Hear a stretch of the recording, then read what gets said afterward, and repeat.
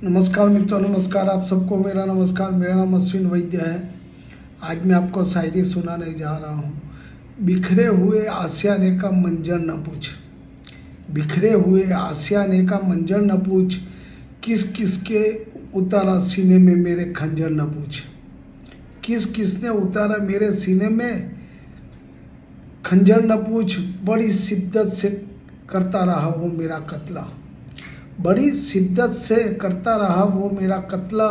धीरे धीरे महकता चुमन, धीरे धीरे महकता हुआ चमन, कैसे हुआ बंजर न पूछ, कैसे हुआ बंजर न पूछ। सब ठीक था जाने फिर क्या बात हो गई, सब ठीक था जाने फिर क्या बात हो गई। हवा का झोंका आया बिन बरसात मौसम हो गई। जिंदगी यूं बदली मेरे पलक झपकते, खुशी में दिन गुजरा और गम भरी रात हो गई। Thank you, thank you, thank you.